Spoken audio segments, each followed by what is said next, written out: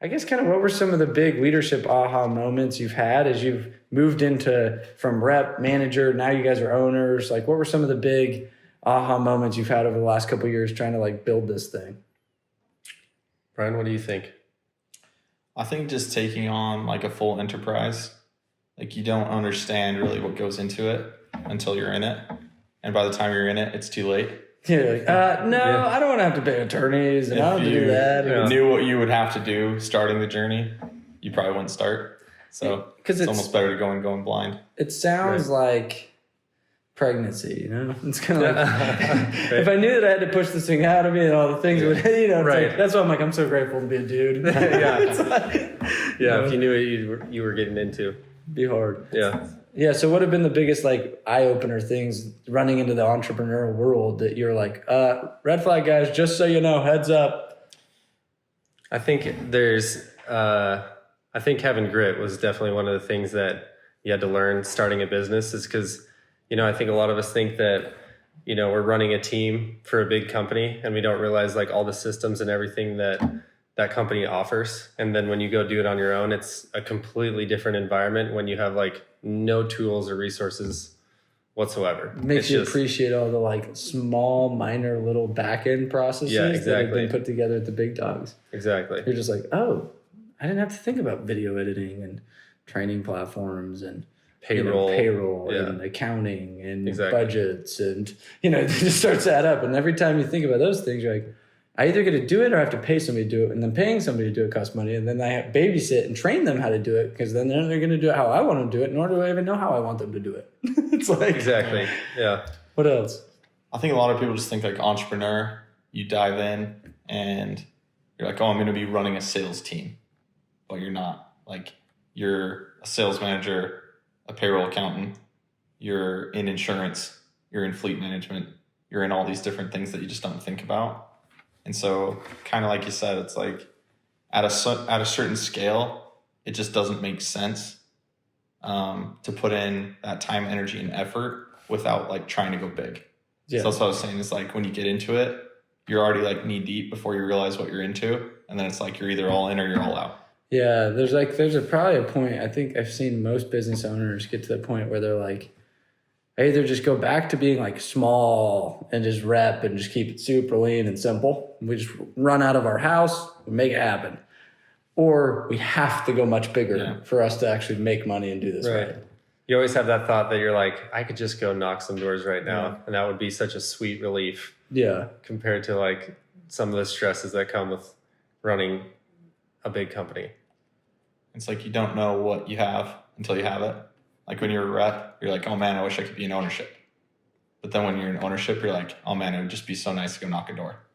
Like life's so simple at that level versus where you are at ownership. But that's like being an entrepreneur. Like you're either all in or you're all out. Like you can't half-ass being an entrepreneur. Yeah, and I've actually had my fair kick to the nuts over the last few probably 6-8 months, because I've realized that I've been like side hustle businesses that are kind of my auxiliary fun things. And I'm like, but I'm not all in. I'm like, if I was all in on those, they would be great because I could lead the charge. I'm running it. But I remember my uncle, he runs these car washes, and he's just like, dude, like, I already knew you were going to suck at this. He looks at me, he's like, when I started in the car wash business, like I got to make this work and I got to be uber focused, because like my first 2 car washes failed because I wasn't there. I just thought, oh yeah, they'll just run themselves. And he's like, I had to get dirty and I had to like do it. Right. Yeah. So I feel you on that. So what do you find that's working for you? Like, what do you found? You're like, man, this has been a big success for us. So like, you know, once we figured this out, life was much easier for us. Or are we not there yet? I don't know. Like, I don't think we're anywhere yet. Just being honest with you. I don't think we're anywhere. We're only doing 500 a month, but we're just getting started. But like, that's the thing, right? Like you come from a different culture. You come from the best company that sells door to door in the world, in my opinion, which was Vivint. Like nothing's ever been as successful or as great, or the culture and like the buy-in and everything that you saw. And then when you go to create your own, it's yours and you love it, but you always see how it can be better. Yep. Like you're never done like perfecting your craft. And so I think with this, more than anything, what we found to be successful is like, if you want to be an entrepreneur and you want to start a company, like don't start it alone. Like one of the biggest successful things that I found is like Judd and I, like finding someone you trust and who's your equal and starting a business with them. Yeah. So you run more of the operations side. You run much more of the sales side. Were you always an operations kind of person, or you're like, I guess this is the route I'm taking. You take sales, we'll charge this together. Was that like a weird? Because this is where I think everybody gets nervous creating partnerships, right? Everybody's always like, well, what if the partnership goes bad? What if I don't like the guy? What if he doesn't pull his weight? Like you said, equal. How do I measure equal when I always think I'm the best? You know what I mean? Like, right. That's always What's the problem with partnerships is like, you have to be humble enough to understand that you're not the best, but then also have a big enough ego to understand how good you are and find that counterpart. And like, that's super rare. But we've been to a lot of business conferences and we've been around a lot of successful people, and it's weird. They're like penguins. Like they always have their equal with them. They always bring a second guy with them. And like being around like the trailer parks with Casey Ball, like your main comment, you're just like, all these 100 millionaires have like a second. They didn't come alone. They all have their like they network, brought a guy, their group. Yeah. And it's like they always had like their equal and opposite. And so like to answer your question, like I wasn't always in ops, but like I am more of like a process-based person, which just naturally lends itself to ops. Yeah. But I think like going into ops is always going to be unsuccessful unless you have a sales background. So like, I like that. When you get into construction, like you'll just find there's two separate kinds of people.